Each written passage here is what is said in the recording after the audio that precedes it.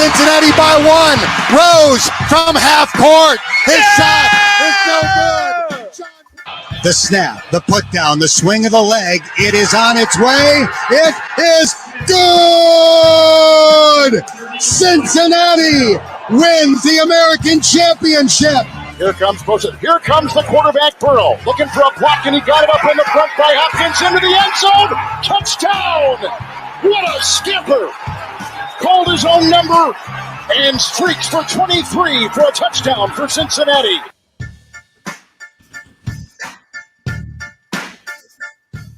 Welcome back to Clay Snowden, friend of the show, and Jeff and Ed are here. We got the whole gang back. I'm Aaron, and this is Pardon the Punctuation. What's up, Evan? Hey, Clay, what the hell, dude? It's the same intro every time. I must never pay attention. I was very caught off guard when I heard Cincinnati basketball. At first, I had no idea what that was. I still wish he'd change the music, but that's just me. Oh, you don't like music? Hey, number one producer. He's trying his best at being a music thing. I'd love if he'd produce something with more of a hip-hop beat, but... That's okay, I got you. Next week, it's going to be interesting. Thanks, Aaron. Can't wait!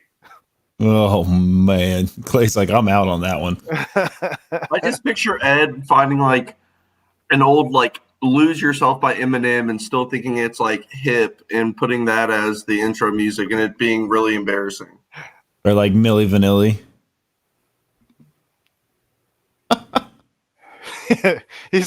He's listening to Come a Chameleon. Look at him. Ed is giving... What? His face so is the mad. same color as his shirt. If I turn this way, I can talk to Ed.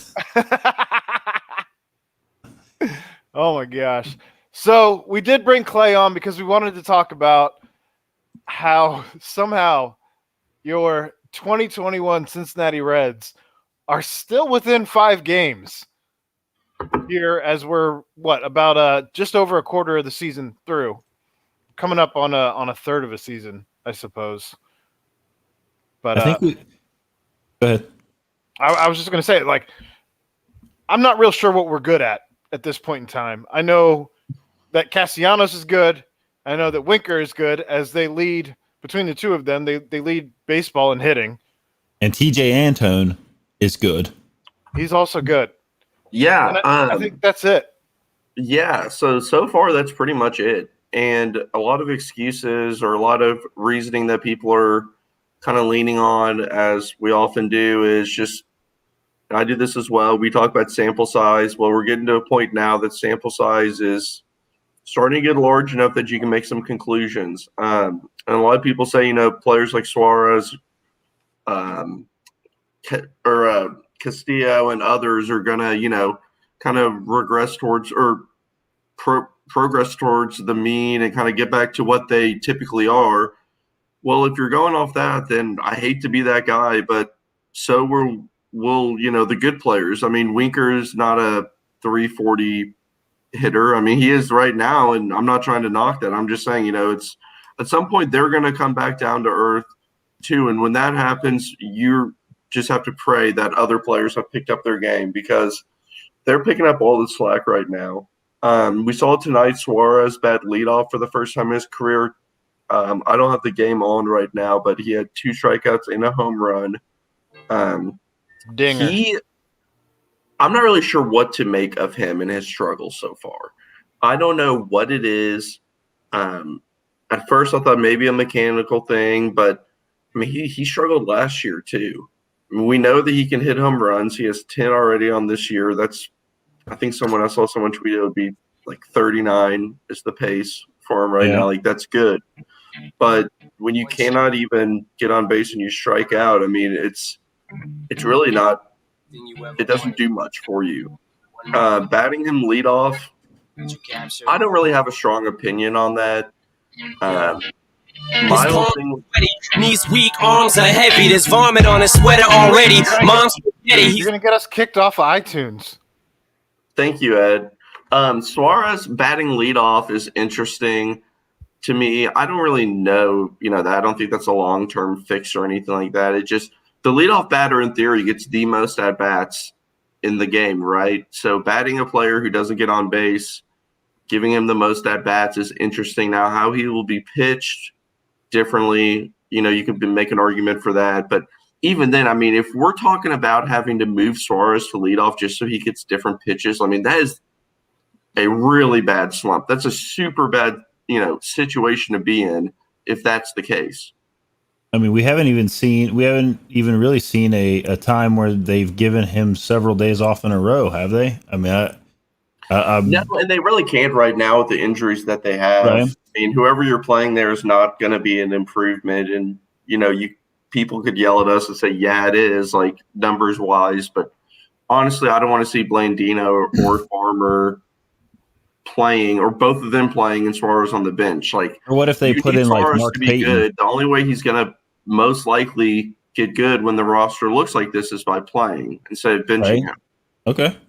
I mean, but is it one of those situations where like he's not going to like figure this out, standing up there looking down the third base line into the stands on the third base side, waving at a curveball that starts over the plate and finishes in the dirt, and he looks silly up there spinning himself into the ground repeatedly. Yeah, now once the roster gets back with Senzel and Moose, I'm all for it, especially if this continues, sitting him down for a few games. It's just right now I don't see. Now, he's always been a high strikeout guy, but I know what you're meaning. Yeah. He looks lost right now. He's swinging at terrible pitches. He was in an interview today, and he seemed really confident. He didn't, which, I mean, I don't want to read too much into all that type of stuff, but I just don't know what the answer is. And obviously the Reds don't either. And that's why they're moving him around and batting him leadoff, just trying to, do anything. When you take a player like Suarez with his past and bat him leadoff, that is so strange that it's to the point that it's desperate. So I'm not just saying it's a bad move. I'm just saying that's where they are right now as far as they're in desperation mode. I know you were talking earlier about how maybe he'll see some different pitches there at leadoff as opposed to, the 4-hole, the 6-hole, whatever it may be. But one of the things that Chris Welsh brought up as, as he was starting the game is just the fact that he's maybe not going to be swinging for the fences or trying to drive in runs with runners on base at this point in time. Like maybe it's just a more relaxed point of view as you go up there, not trying to drive in a run, but rather literally just to get on base. Yeah, and, maybe that is the case. It's kind of funny because he hit a home run tonight. But, no, I totally agree with that. The approach is different. And, it should be different. Maybe, it should be different. And maybe that helps. Maybe it doesn't. But like I said, if you're at a point where you're having to do something as drastic as bat him leadoff to just try to do anything, then it's a bad situation to be in. But kind of back to your point where you can't sit him right now, whatever you can do to get him, putting the bat on the ball. Yeah. And he has been, kind of like Joey earlier in the season, he has been hitting the ball hard. He's just been hitting it at guys in the shift or at guys in position. And so, at some point you felt like it was going to break for him, although even the home run was just over the wall. I mean, it comes down to like they've got to figure out what they need to do with him, what they're going to expect out of him. And if it's not what everybody else has done, because it seems like, starting from the beginning of the season, there's been a lot of talk about the approach to hitting seems to be different for the Reds. And maybe that's because, the ball's deadened or whatever. And they want to say that you're not going to be launching home runs left and right. So everybody kind of changed more into these, hit the ball hard, drive the ball, hit these line drives, and playing more quote unquote small ball. And then you've got Suarez, which doesn't appear that anything has changed as far as his approach, where he's going, he's talking about, I want to hit 50 home runs this year, and I'm going to do this, that, and the other. And he gets up there, and what's most concerning is what I brought up a minute ago, is his swings and misses at least somebody that doesn't dig a whole lot into like statistics on what, these advanced statistics and things like that, his swings and misses just make him look like he is so far lost, like that he might need glasses.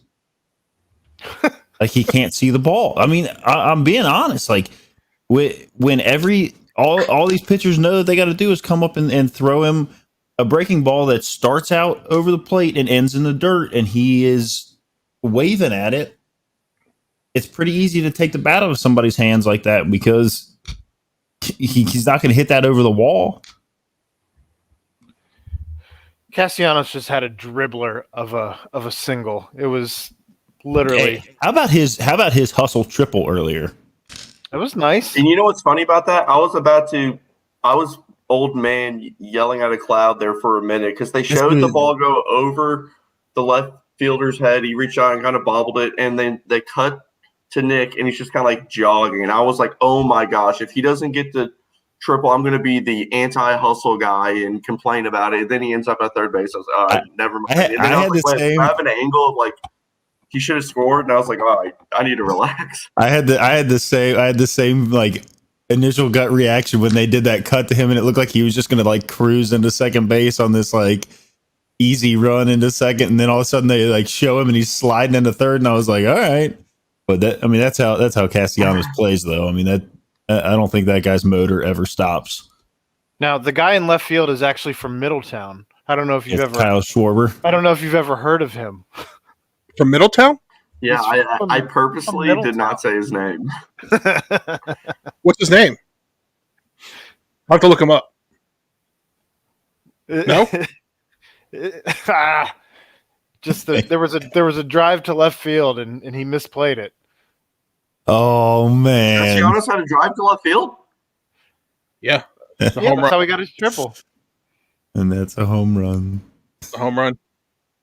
I don't know if I'm going to be putting this headset on again. Oh Jesus! Oh man! Hey, real quick update: Nick Lodolo's night is done. Did you see his stats from the night? 7 innings, 5 hits, no runs, 1 walk, 8 strikeouts, 97 pitches with 72 strikes. Now, Clay, you were saying off the air that he hasn't been in Chattanooga long enough, so he needs to stay there, correct? Right. I did not say that. Now, one thing, okay, a lot of people, this is a good segment for a little minor league update. A lot of people clump these two together, Hunter Green, Nick Lodolo, because they're both in AA, and they both assume they're on the same path. But we need to, Evan's obsessed with Lodolo. He DMs me every day saying Lodolo season for some reason. But these two players are very different in terms of their path right now. Lodolo's older. He had experience in college. He did not have Tommy John surgery like Hunter Green. Hunter Green has like 90 some odd pitches in the minors. That's it. So Lodolo, I think he's going to move a little bit faster through the system, and I could see him in AAA sooner rather than later, especially if there's just a trickle-down effect of somebody from Louisville going up to AAA, which is what Vladimir Gutierrez is doing. He'll start against the Cubs, right, this upcoming week. Yes. He's a guy who I like a lot. I think fans are a little bit – I don't want to use the term uneducated, but a little bit – high on him right now. A lot of fans do the thing where they need a reliever or a starter. They go to the top 30 prospects and they just pick the first starter on the prospect list and say, this guy's going to be awesome. I think his ceiling is like a number 4 type guy. He has good stuff and he has incredible. Would you say his ceiling is higher than like Jeff Hoffman? His ceiling is higher than Jeff Hoffman. Okay. On record, yes. But Thanks, but Vlad, he pitched well at the end of 2019. His stats looked terrible from AAA that year. He was beat up in the first half. Came back, pitched well. All the reports were that he pitched well at the alternate side, and he's looked good so far in AAA. I just don't think he has that ceiling. In terms of tiers, there's Lodolo and Green, and then the second tier is kind of your Tony Santillan and Vladimir Gutierrez. And then there's another starter in AAA Riley O'Brien, who was acquired in the Cody Reed trade that I've always liked, and he's pitched pretty well. He's older. He's 26, so he's probably one of those guys who seems like each year there's kind of a random guy from the 40-man roster who gets called up for a start type of a thing, and he could be one of those guys because he's already on the 40-man. Santillan's been pitching really, really well in AAA, and he's a guy I've always liked. He kind of had a rough patch in 2019, but other than that, he's been great through the minors. And when we talk about people being on different tracks, and everybody goes to Hunter Green immediately because he was hyped when they signed him, and then he got hurt, and then he comes back now, and he's, you know, there were reports that he was touching 105 at the like the intermediate site there that they were doing. Alt site, yeah, at the alt site, and then then he has that game where he threw like 30 some odd pitches or something over 100 miles an hour, and everybody's like, "Oh, that's the guy. You got to bring him up." But nobody wants to talk about the fact that until this year he hadn't started or played a baseball game since like 2018. It's been like 3 years, like 900 and some odd days since he, like, between starts. Yeah, he's 21 years old. He's still very young, and he could be up sooner than I originally anticipated. But I don't think it'll be this year as a starter, at least. He's just one of these guys that I would love to see get a full minor league season under his belt, especially if, Lodolo's pitching well and you bring him up.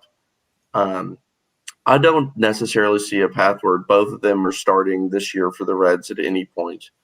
Green did walk some in his last outing. I didn't get to watch it, but I saw those stats, and I watched him earlier this year, and he pitched well. He gave up some hard contact, but nothing to be alerted about. Some other players like AAA right now has some good pitchers and starters. Their offense is horrible, which is another thing about the people, including myself. I catch myself saying it. Get rid of Blandino. Okay, who are you bringing up? Almost every single hitter is batting under 210 for Louisville, some under 200, and they've just been bad. And these are guys with MLB experience. Nicky Delmonico, the Cuthbert or whatever his name is, Dwight Smith, these guys who are, Mike Freeman and stuff, your Max Schrock was your move. That was to bring up a guy who's – now there is one player who I like is Alfredo Rodriguez. And he is a shortstop prospect out of Cuba who signed in like 2015 or 16 with the Reds, and he's never been able to hit the ball. And this year he's hitting pretty well. He got off to a really hot start and slowed down a little bit, but shortstop, and he's always been known for a plus glove. So if you want to bring up a guy who can at least play defense and has been hitting well enough, I mean, he's 26 years old. He's, probably what he is. He's probably not going to turn out to be anything more than what he is right now. So they want to give some guy in the organization a shot. He could be on that short list. What do we think? What do we think about Daddy Hacks, Robbie Tennerwicks? Yeah, he's a fun player to watch. That guy's crazy. I've watched a few of his games in Double-A, and is that where he's at right now? Is in Double-A? Yeah, Chattanooga. I don't think he's a MLB player, but he is fun to watch. He's got some like crazy hair, and he just like takes huge hacks, can play like second, and he's kind of a fun player to watch. But the second baseman in Chattanooga that I like is Elea Lopez, and I've tweeted about him several times. He's not on the top 30 list, and he's not a guy that like a lot of people are crazy about, but a lot of people would love this guy's style. He's a leadoff hitter. He literally puts the ball in play every single time, and he's got some speed, good defender, and he just hits, and he's hit at every single level. He's 25 years old now, but he just turned 25, and a guy who at least is fun to watch. I mean, who knows what can happen with him? Just makes you wonder where the Reds would be if they hadn't made some of the trades that they ended up making for guys like that could be still in the organization, as far as like Trammell and Siri, just some of the guys that they've traded in the last couple of years, to where maybe we wouldn't have the offensive woes that we're having right now, both at the AAA level and here in the majors. I'm very much out on both of those players. Jose Siri, I'm big out on. I used to love him in 2019 or 2018. He was so toolsy, but never put it together. He's kind of flamed out. Trammell got called up to the Mariners and struck out like 48% of the time. Not get a shortstop. Was he dropped to? So yeah, Trammell, he's back down in AAA now, but he's killing the ball in AAA. I think he'll end up being a good player. I was just giving you a hard time, Aaron. Was he not a good shortstop, or was he drafted? So this is about Hunter Green. When he was drafted, he could play shortstop and pitcher, but they never really gave him a shot at short. This is pretty common with a lot of these super athletic players in high school playing multiple positions, and he could have been an MLB shortstop, I'm sure, but the Reds just saw more value in that fastball to make him a starter. So you're saying that he's not going to be our Shohei Ohtani? No, he is not. Alex Blandino is, though. Yeah. All right, Clay. What about like Mark Payton? That's Aaron's favorite player. I heard he's a solid player. Hey, Ed's on the Black Cherry Polar. Hell yeah.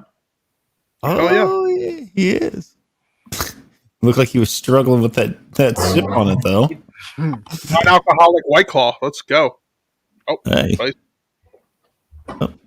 Sponsored. If we get in the sponsorship, we're working on it. Yeah.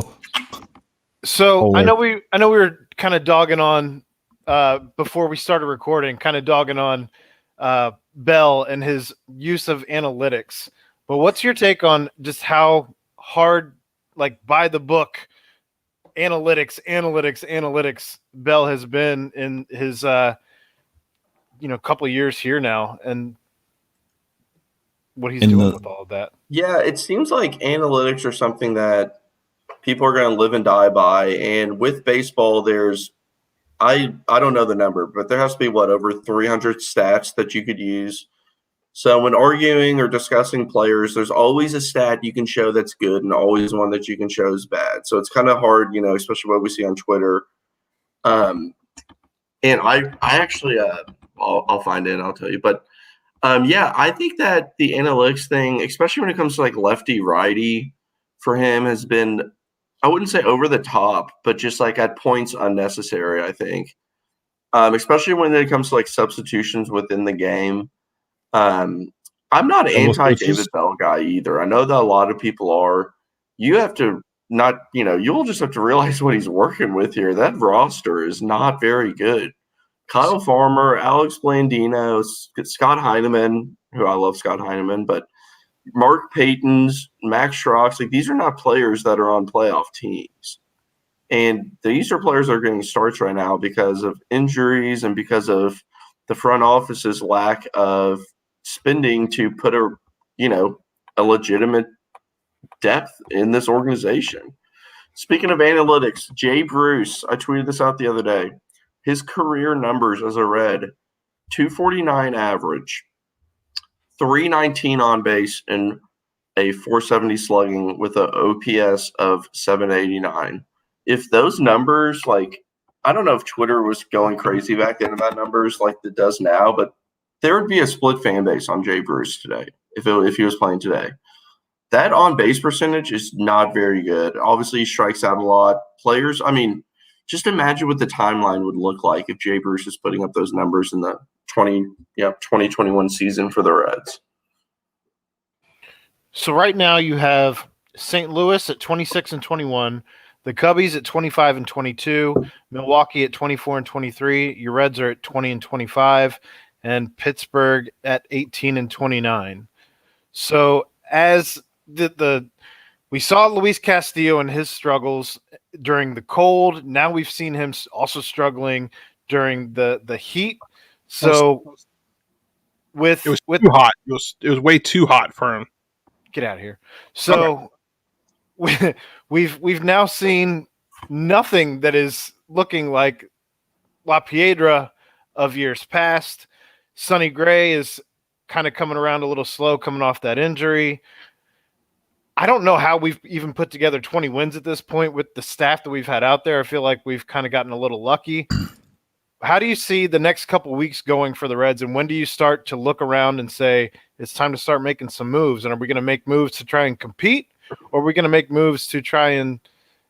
I mean, I know which way I think this is going to go, but I have a feeling that it's going to be more along the lines of the Reds selling off the whole team. Yeah. I'm not worried about Sonny Gray right now. I still think he's pitching pretty well. Castillo, this is kind of maybe not going to make much sense, but in my fantasy league, he has 6 total points. A player like Jacob deGrom has like 200 and something points. Just to give you an idea of like how bad he is. He's just been terrible all year. He had 11 strikeouts 2 games ago, and that's about the highlight of his season.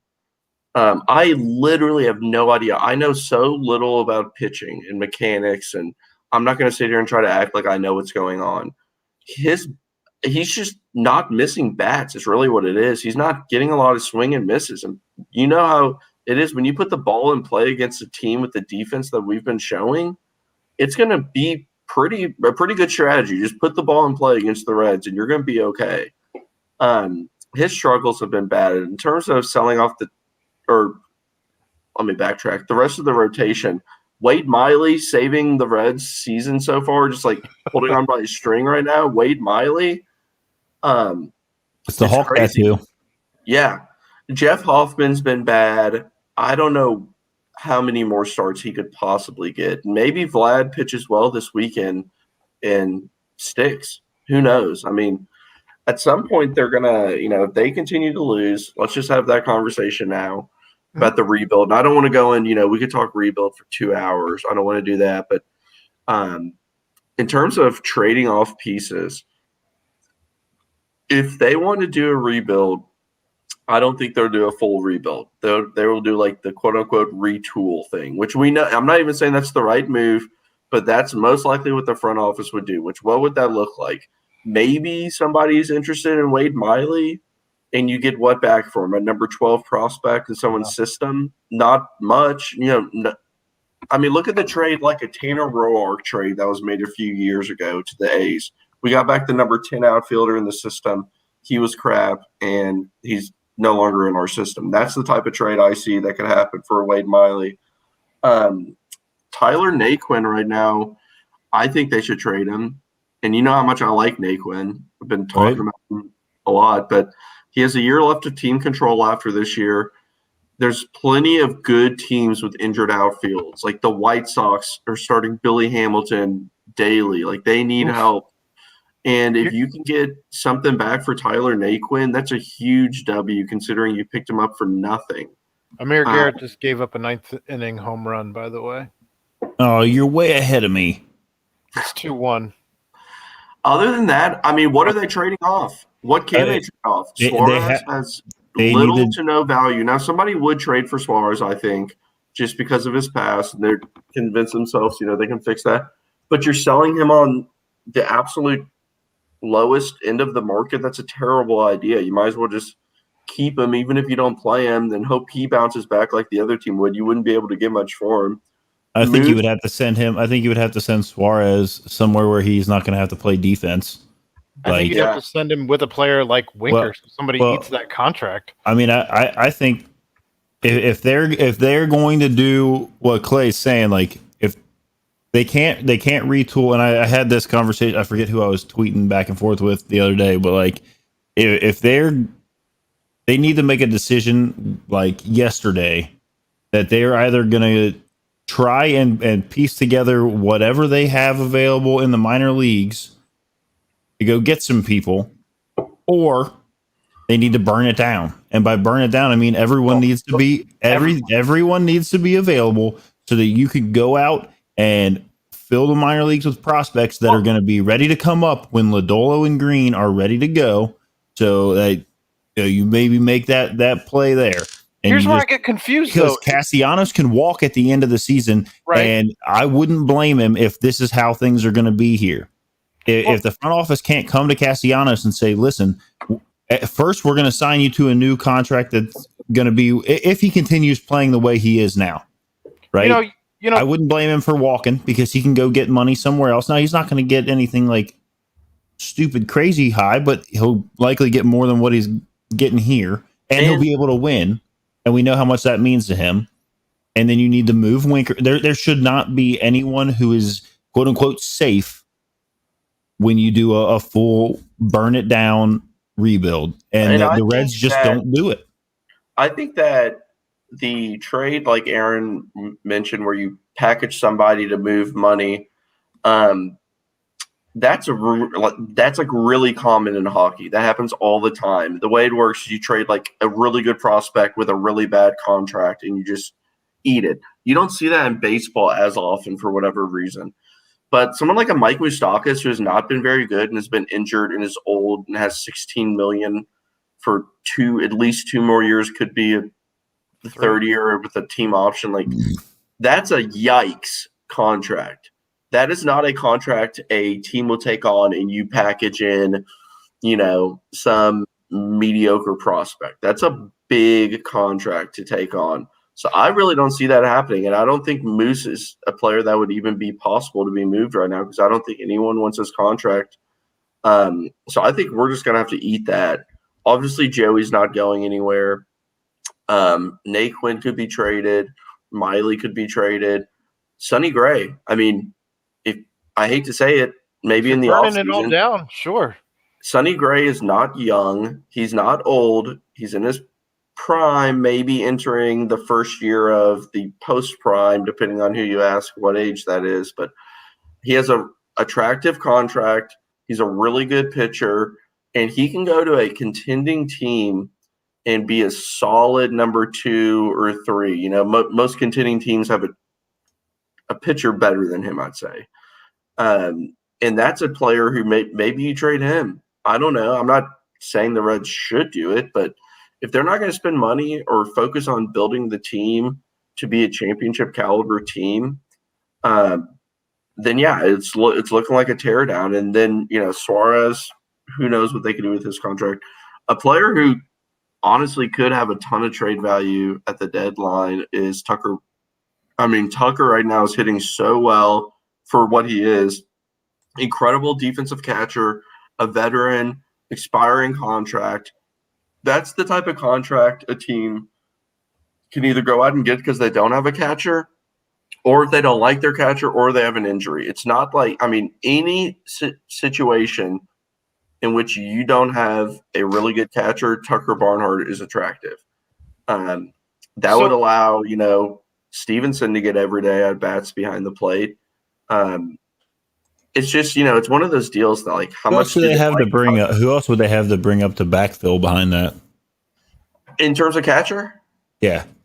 See, that's the thing. And this is pretty common, actually, Kyle that Farmer? you don't have a ton of organizational depth that's MLB ready, just because catchers are so few and far between in terms of, like, talented ones. So Bo Naylor would be the or Bo Taylor, Bo Naylors. They're 2 catchers. Both are in the Indians organization and have two similar names. But Bo Taylor is the backup that would probably be called up. But, he's, your Juan Granderol type. Just kind of no one really expects much from him. But the catchers in AA and single A, and I've been harping on this for years, that the catching depth in the organization is terrible. And there's been some surprises kind of breaking through right now that are a couple of years away, but something to keep an eye on at least. What happened, Aaron? Game over. Lucas Sims gets the save. They took out Garrett. A W. Enjoy it. Nice. It's the first game of a road trip, but you had said earlier that you were a guy who isn't out on Bell yet. Here's what I don't understand, and people who are currently supporting Bell. While you mentioned that the roster's not been easy for him to try and collect wins with, I get that. But I also can't defend the fact that when he got DFA'd, Fulmer had more innings pitched than anyone in the bullpen rotation. That's insane to me. Outside of that, who had number 2 before he got sent down to Louisville again? Sal Romano. Like what? Yeah. What are we doing with that? I don't understand. Well, Those are mop. I would say a lot of that's kind of mop up duty. But when a team sucks this much, you have a lot of players just going in there and pitching 2 or 3 innings. But that's, it still stands to your point, Aaron. Like the team's bad enough that these, replacement level, below replacement level players are having to pitch that often. I get what you're saying. That's not a situation to be in at all. There was zero focus on the bullpen this offseason. It just is what it is. And that's just, that's, cold hard facts. That's why it sucks, just because they didn't address it. It's not, when you not bring only did they not address it, it was worse than that. Yes. They gutted it. They sold them all. Yeah. That's what I'm saying. You bring in a bunch of guys who are other teams' leftovers, other teams' players that they had to remove off the 40-man roster, and you expect them to hit. You know what I'm not hearing much of this year, and I'm not criticizing him, but the whole Derek Johnson can save everyone thing. He can't. It's not even his fault. Some of these guys don't have the talent. If you have talent, you can be coached. If you don't have talent, you're not going to be able to be coached. It's so simple. I had a conversation with somebody the other day that brought up Derek Johnson. They're like, maybe he's really just not that good, of a pitching coach. And I'm like, if I went down to the ballpark, Derek Johnson's not going to be able to get me to pitch at a major league level. It's just he doesn't. I think Evan called it Kyle Bodie's dark magic. That dark magic's not gonna help me out. You know what I mean? Like you've got to give him something to work with. Like we brought in Sonny Gray, and he had everybody said he was like washed up now and no good because he's in New York, and he comes here and he's been, I would say, pretty good. But you've got to look at like and I've beat this drum before, that if you are an owner of a sports franchise, and I get it, everybody's in whatever business they're in to make money. But if you are the owner of a sports franchise and you are not in it to win it, get out.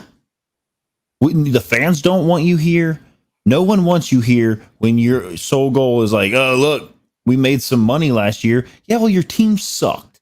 We could have legitimately had a bullpen that would have been Raisel Iglesias, Amir Garrett, Lucas Sims, TJ Antone, Michael Lorenzen, Archie Bradley, and Sean Doolittle, and not really spent much more money. And we could have paid that 1 year, $6 million that Anthony DeSclafani signed and not had to worry about having Hoffman. Like, this is what I don't understand. You really weren't breaking the bank for that. And then the other thing, are you talking about the rest of the Bengals? I'm talking about all Cincinnati sports owners. The Bengals have they spent some money, man. The Bengals are hopefully changing some things around, but like, pretty good this year. I mean, even then you look at like FC Cincinnati, and that's just a total train wreck too. But so I want to touch one more thing on the Derek Johnson thing. Okay, people much smarter than all of us praise how good of a coach he is. So I'm just gonna continue that. My thing is the fan base just assuming that every single player who's been, unsuccessful is going to become successful, and then getting mad when they're not. Like, I'm not mad that Carson Palmer did not work out, because I didn't really expect him to be all that much. Look at his career stats. He's just not that good. Trash. The biggest, and I tweeted this about 2 weeks ago, the biggest challenge right now for Derek Johnson, I could care less about the Carson Fulmers of the world, is Luis Castillo. That's Absolutely. His biggest project, and that's where if he can turn him around and get him back to normal, I mean, that's what he needs to be focused on right now, and that's what the fans should be looking at in terms of Derek Johnson. All right, if you want to show us something, let's see what you can do with Castillo. I would say 1B would be, at this point, like any kid that you're bringing up and making sure that you're getting them, like, get their head right and making sure that they're doing the right things, taking the right steps, so that you're not like burning them out on MLB level before they're even necessarily all the way ready. Yeah, and I know I've talked about this on this podcast before. The Kyle Bodie hire was a super good hire. I'm actually reading the MVP Machine right now, which is the book that talks about driveline. It's really incredible, but that type of development that he does is not a quick turnaround development. That's a getting high school and college kids, putting them through a program not an off season, a program, and producing something in 3, 4, 5 years. So, anyone, and I don't see anybody doing this, but anyone that tries to judge the success of the pitching with Kyle Bodie, it's still a couple years away. But I like what I'm seeing from the minor leagues, honestly. I really do. I've watched all the levels that have the streaming. I've watched at least 3 or 4 games, and I'm impressed. I mean, Louisville's a weird team this year because they just have a bunch of vets that suck. Like, why are they – it's such a strange roster that they have with so few prospects playing. So it's that is what it is. But there's plenty of players that are kind of turning it around right now and looking much better than they have in the past. Now it's hard to say because we didn't have minors last year. It looks like a bigger jump than it might be because we saw a 19-year-old, now we see him at 21, or a 20-year-old, we see him at 22. There's a lot of growth that we kind of missed out with that 1 year. I mean, you bring that up, and then you've got Gutierrez coming up, and the last time that we saw him pitch a full season in AAA, he had a 6 ERA. He was 6-11. That's over 27 games that he started. Gave up 144 hits, 100 runs, 92 earned runs. And now you look at him, he's 2-0. He's got a 2.65 ERA. It's over 3 games. Gutierrez, and I mentioned this, he had a really rough, and this is very common when players get called up to AAA. AAA has your Scott Heinemans, the kind of 4A type players, or Mark Payton, Aaron, who are really good AAA players, but not quite MLB players. And a lot of young pitchers struggle with those type of players right off the bat.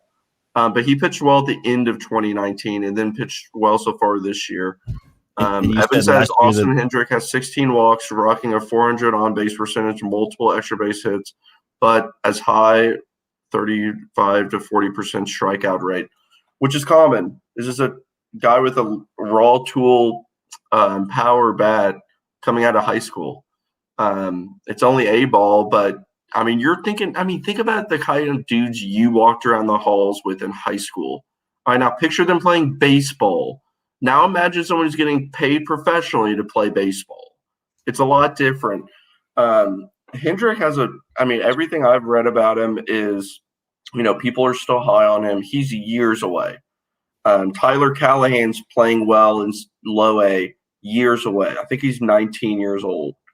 A lot of players don't crack the big leagues until 23, 25 even. It's different than other sports. A lot of people picture, they're football fans or basketball, NBA. This person gets drafted. They're pretty good right off the bat. It's a totally, totally different game than those. And each sport's development is different. And baseball just seems to take longer. For one reason or another. Just the development curve's a lot different. We saw that with Jose Garcia. He was 22 years old, and he's still developing, and he looks drastically, different in his approach than he did last season. But he's somebody who probably has a next year timeline, I'd say.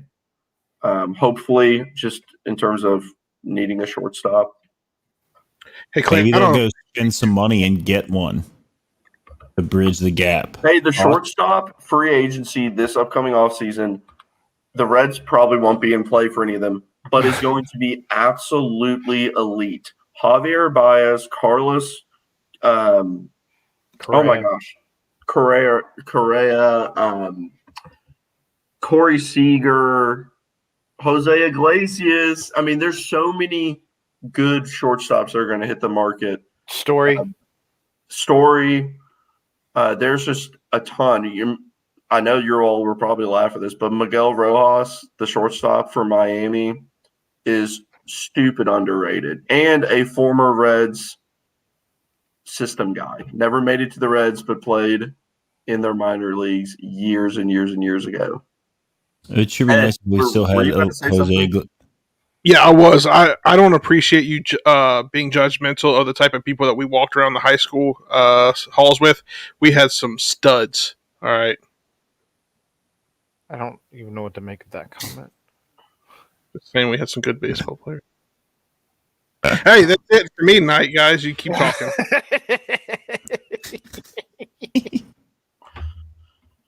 What I else mean, is on the so list? here's the thing is like, and that like what you just brought up, like that there's going to be like a very elite market of shortstops that are going to be available. Chris Bryan will be out there coming too. up, unless some of these guys sign extensions going into the at the end of the season, whatever. But I mean, you got to think like maybe Trevor Story gets traded at some point this year and possibly signs some sort of extension wherever he ends up. But it's things like that the Reds front office needs to make crystal clear to some. Like if they're not going to burn this thing down and get rid of everybody and stock up and hope 2-3 years down the line we're going to be ready to go to be competitive for a championship, then it's stuff like that the front office needs to go to guys like Castellanos at the end of the season. If the season continues the way it is and there's not some miracle that they turn around and end up 15 games over 500, but they need to go to these guys. Thanks, Clay. They need to go to these guys and say, look, we're making a commitment and these are the guys, like we're going to go after these guys and we're going to pay the money to get better players here for next year to make a run at it. And I see your face, Aaron, and I know we all know what the outcome of all of this is going to be. They're going to miss the boat. Castellanos is going to walk. Guys are going to walk and leave. We're going to end up taking somebody's leftovers to trade them and get an extra bucket of balls. We're going to be in the bargain bin at Walmart picking up DVDs instead of Blu-rays. They're gonna go see if Homer Bailey wants to pitch again, and maybe they're gonna add Matt Latos to the rotation, and they're gonna go see if Brandon Phillips wants to come play here, even though he owns the Lexington Legends. And home run off the Florence Yarls this week too, and then he had an epic bat flip. Yeah, but okay. Now touching on that, and I know we've talked about this. This conversation could be so different. If the only thing they spent money, not this past offseason, but the one before, the most they've ever spent. If those players panned out, this could be a totally, different conversation. They spent a bunch of money, not a bunch, but was it $7 or $8 million on Shogo? And I hope Evan's not watching because he's obsessed with Shogo, but Shogo has not been much. I know he hasn't had playing time, but regardless, you were in year 2 of a contract and you haven't made an impact for whatever, reason. Moose has not, he really hasn't done anything.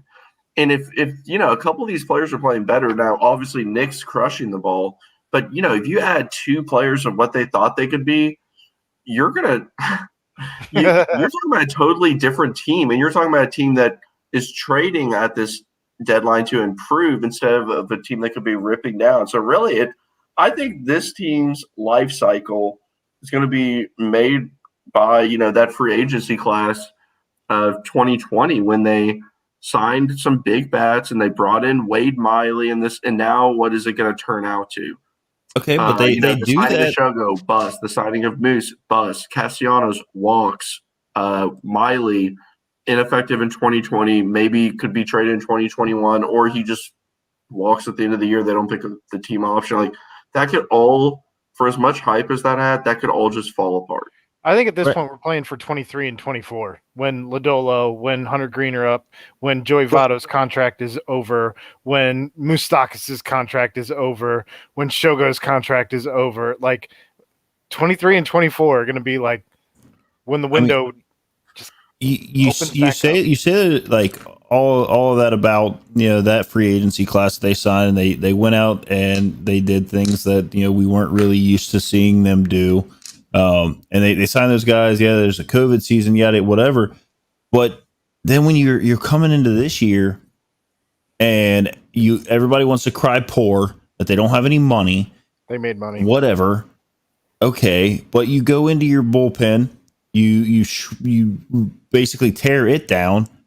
You fill it back in with that already needed patching up. I mean, it could have used a few extra arms. And instead, you take it all down and you take what Clay said, like you take these cast offs from everywhere else, like guys that had the Bunch of just a Jags. bunch of just the guys, right? That you got to put in Island there. of misfit toys. And yeah, there's been like an injury. There's been some injuries here and there, whatever. Like, who knows if Lorenzo? I think he tweeted out or somebody tweeted out that I guess he was cleared to start throwing at least. So like, when does he?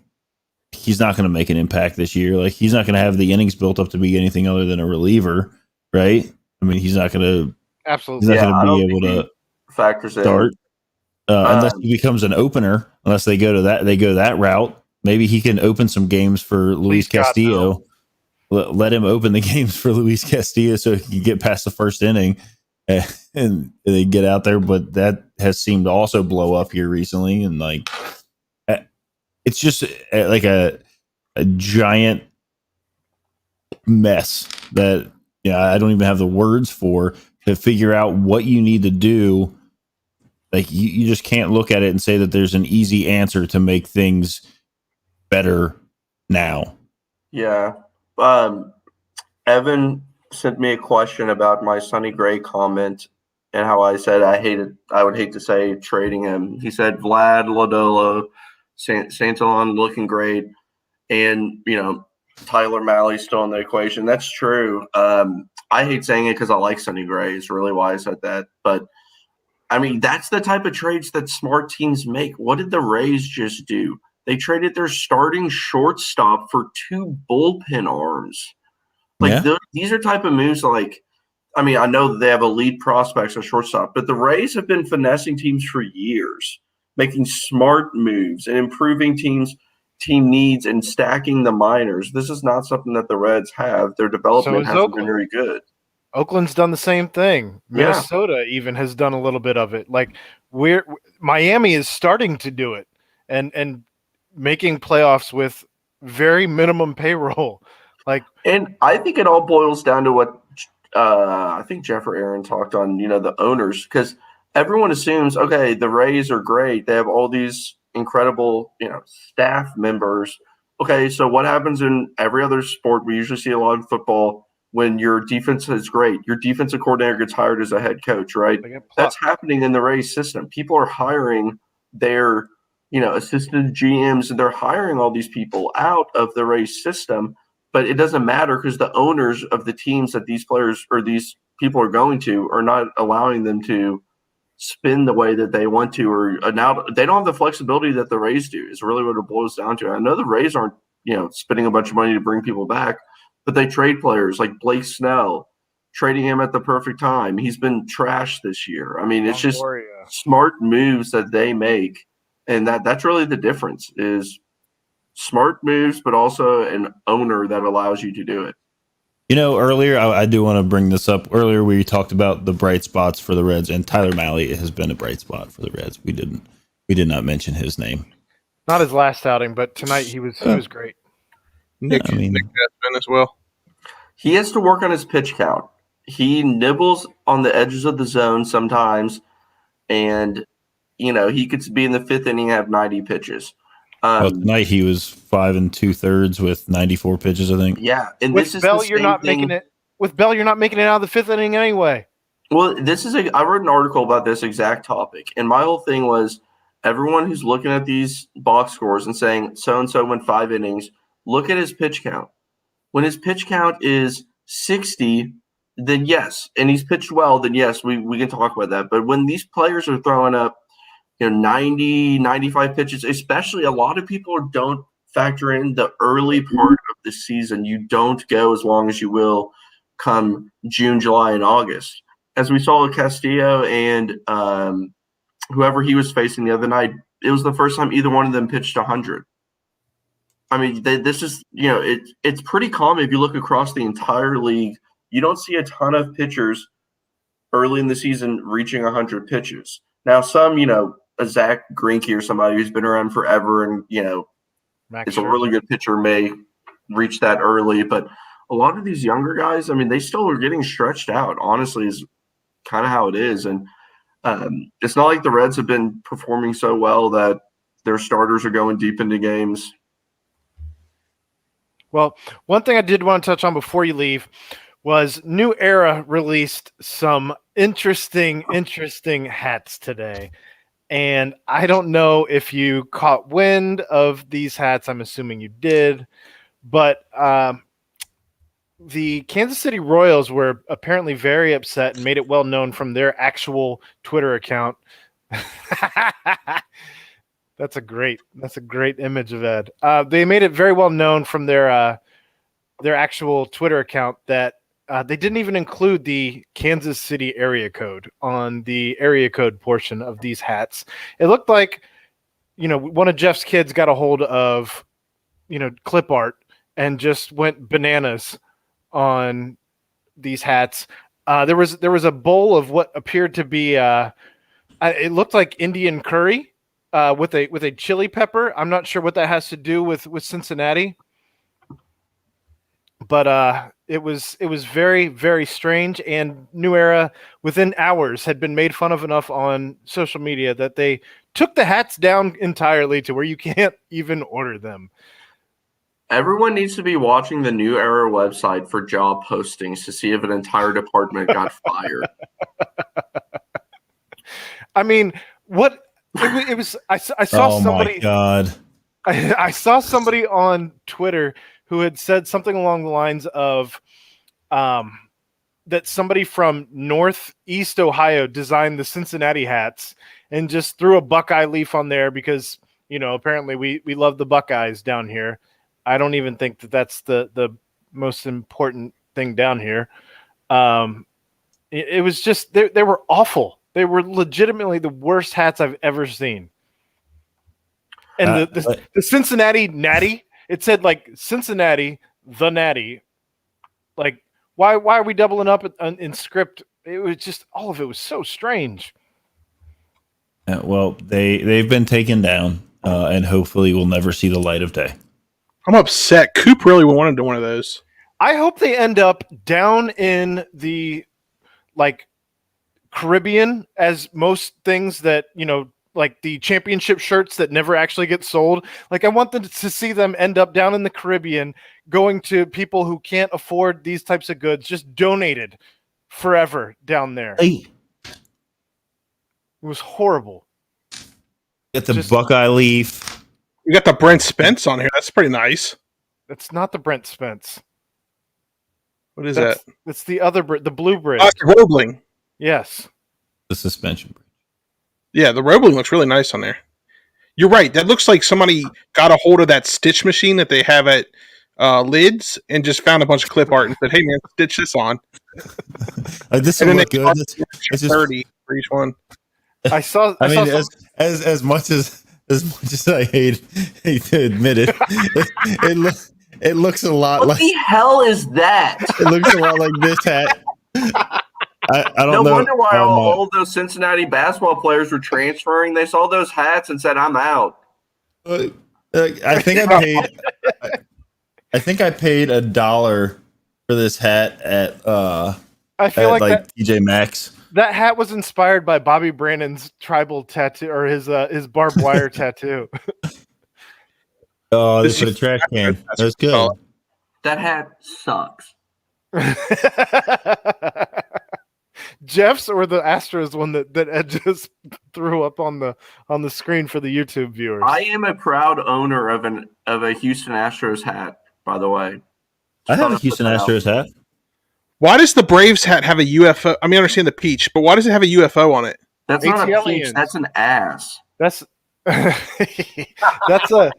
that's a tribute to ATLians, the Outcast album. Oh, okay, that's solid. Again, none of this actually makes any sense. I mean, these are horrible hat designs. Horrible. New Era's got to be sitting there just looking at the thousands of hats stacked in boxes. Oh, we really messed this one up. It's like when Bradley Cooper on Hangover makes that phone call. Hey, Ed, put that Kansas City hat up. I didn't find it. I just saw you go by it. Yeah. It's like when Bradley Cooper makes that phone call and he's like, "Hello." Do y'all want to see something disturbing? This is Gym Day Golfing. I had no idea he was this large of a man. Why are we looking? And Gym that's Day's fit. Just a random taco. Like it really is. It really is clip art. It really is. The Dodgers also have a taco. I saw sushi for I think the Giants. They don't have a taco. They don't have like a hot dog or anything. Nope, they have a taco also. Right, the Dodgers. You would think that they would put the Dodger dog on there. The Arizona Diamondbacks, they threw a burrito on there. Like, what are we doing here? What is this? That is a lobster Is that roll. lobster roll? That's Oh. a lobster roll. A lobster roll. Okay. I So don't know. dumb. I don't know why we did any of this. It was whoever walked out of that meeting proud of that idea. Like, they're not sleeping tonight. How about this? How about this? New Era never made these hats. They never had any plans of making these hats. They just made the most obnoxious designs to simply get everyone on the internet talking about them for an entire day as free marketing. They're playing chess, not checkers. I mean, if that Bad were the publicity is case, good publicity. if that were the case, okay, we all know that they have boxes and boxes of these hats sitting in a warehouse, and they're like, "We've got to get rid of these." What is this in the St. Louis hat? Is that 2 slices of American cheese? Those are Cheez-Its. No, there were deep fried raviolis. I did read that somewhere. What? All I saw on Milwaukee's was cheese and beer. Like this was This was a fail. This was whoever designed them is the bum of the week. It's the collective bum of the week. There is no better bum of the week than New Era and all of the design team. Except for David Bell and his explanation for not using TJ Antone in the 3rd game against the Giants. Sorry. I'd also say that LeBron James is a bum too.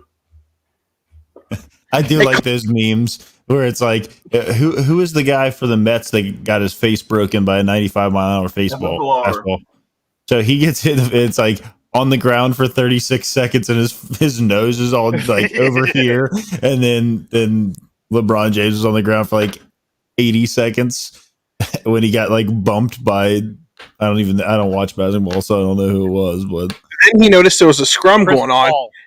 Yeah. Then he notices there's a fight going on, and people aren't paying attention to him. So he gets up, moves over to where the fight is, and then lays back down and grabbing his arm, thrown off the top of the hell in the cell. oh man. Little bitty Chris Paul. I mean, Shame. apparently he just kicked somebody in the nuts tonight on a 3-point shot, but I'm here for the Brooks Koepka and Bryson DeChambeau memes. Yeah, that's also a good one. That's golf, Clay. Oh, I had no idea. I thought it was FC Cincinnati. Oh man. you mentioned hockey earlier. Did anybody else happen to catch that? Nope. Okay. Well, if you look on the internet, there was a hockey player, I don't remember what team, got knocked the hell out. They tried to lift him up and he fell back down.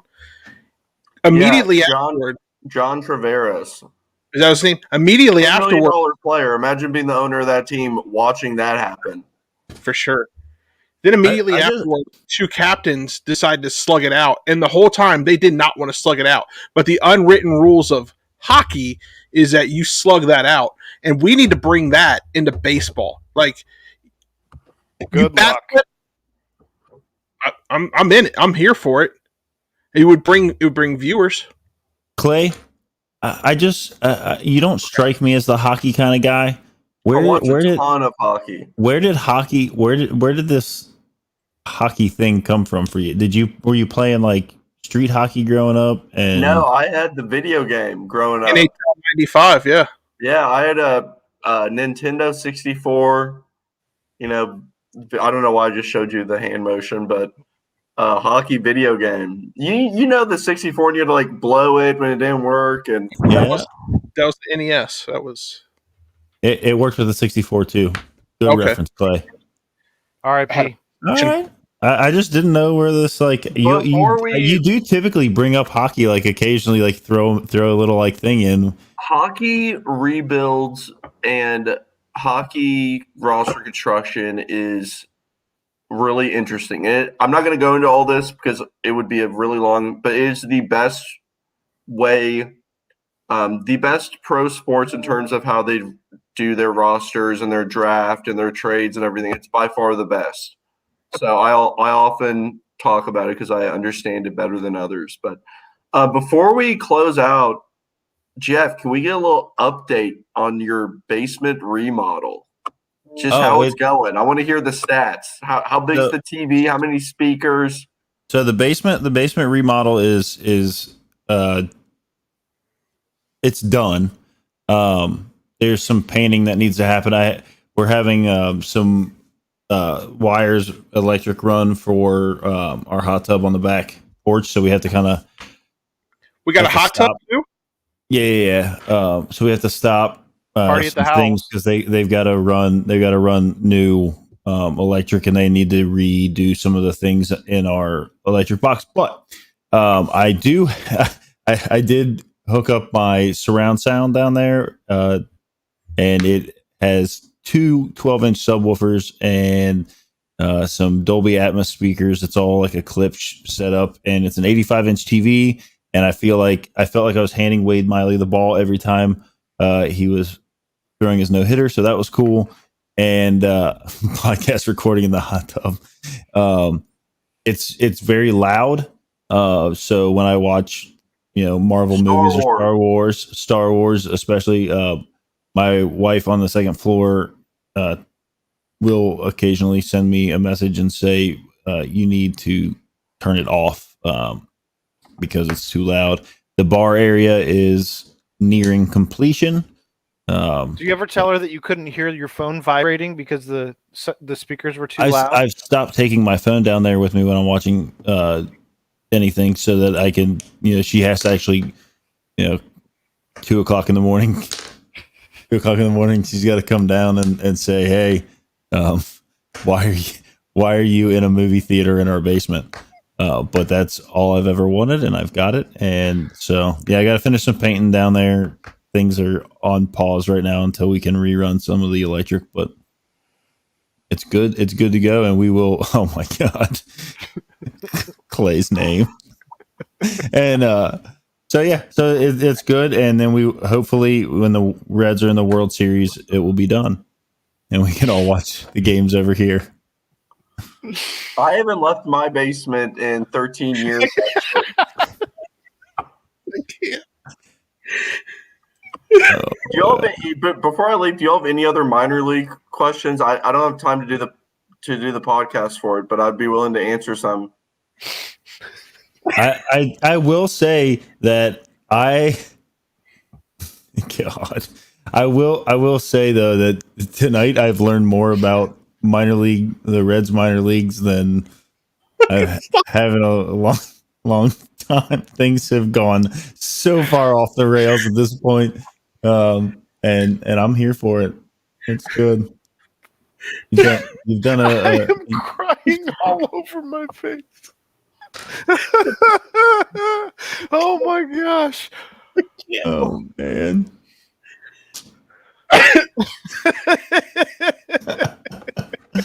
Oh God. I think that's a wrap. Yeah, that's probably about the end of it. That's that fucking good part. Put it on a hat.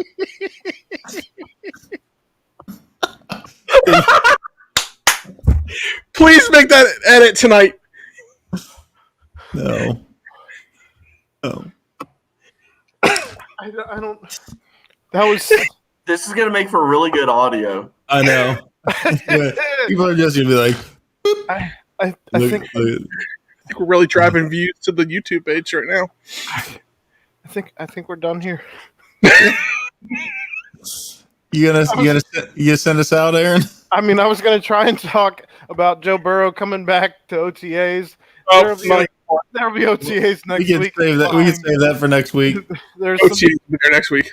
Bearcats are back. The football team gets back on June 1st, so we'll be good. Actually, are we taking Memorial Day off, Memorial Tuesday off. Mm. We probably should. You guys still going to be good? You going to be in I mean, town? I'll be here. I'll be here. All right. Well, then Might you will as well. catch us next I Tuesday. did want to say I think one of you guys can tweet it out from the handle from our Twitter handle. The young lady from UC soccer team that passed away. I know they have a GoFundMe set up to do a like a scholarship in her name. So we'll get that tweeted out. I think Ed's taking care of it right now. Actually, it looks like so. All right. Well, you can catch us Tuesday. Happy Memorial Day in advance for all of those doing anything this upcoming weekend. But for Clay, for Ed, for Jeff, I'm Aaron Smith. This was Pardon the Punctuation. I apologize for everything. We're out of here. Goodbye.